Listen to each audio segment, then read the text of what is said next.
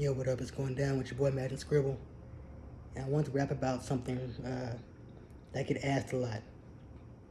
And the question they always get asked is, what story should I write? They say, hey, I got 5 ideas, but I don't know which one is the best one. Which one should I write? I give them the same answer every time. And that is, write the one that's most personal to you. Write the one that moves you emotionally and pulls the most reactions out of you. That's what you want to write.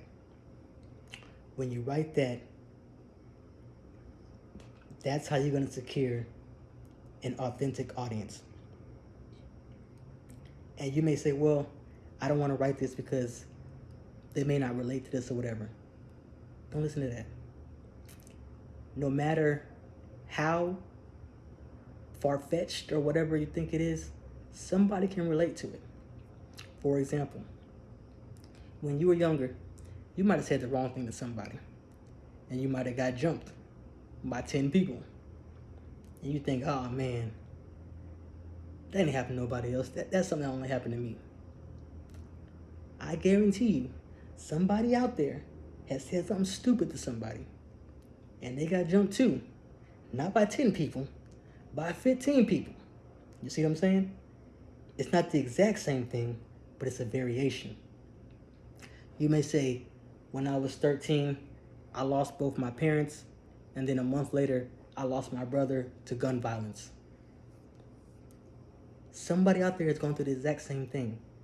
Just because you don't know them doesn't mean it doesn't exist. Those are the stories that people want to hear about. And they don't have to be that personal.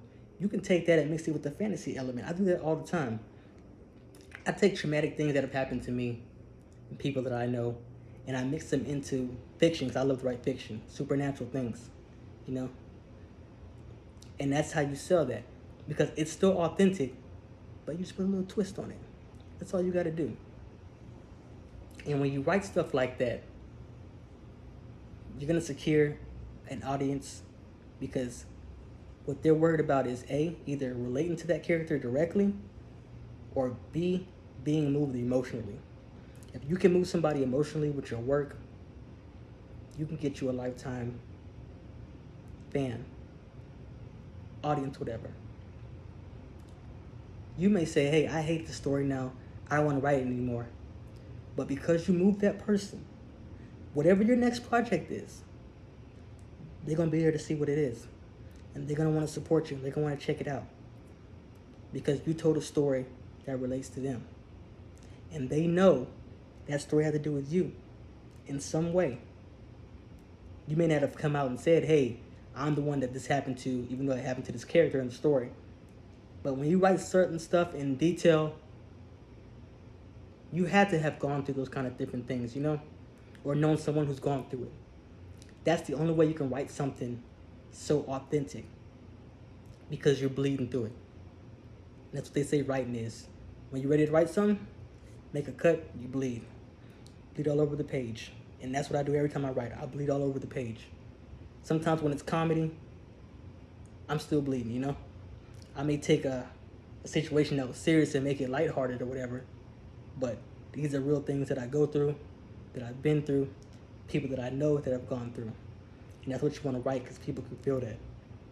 So, in conclusion, write the story that's most personal to you, that pulls the most emotion out of you, and the most reactions. That's what you want to write. That's how you're going to sell the story, and that's how you're going to sell yourself. Because at the end of the day, when we write, the goal is to be understood, right? We want people to see from your perspective and understand where you're coming from and where these characters are coming from. And the only way you can do that is being authentic. That's all I got. Stay creative. Playground manga coming soon. Say goodbye, Cadence. Stop pooping in my hands. Peace out.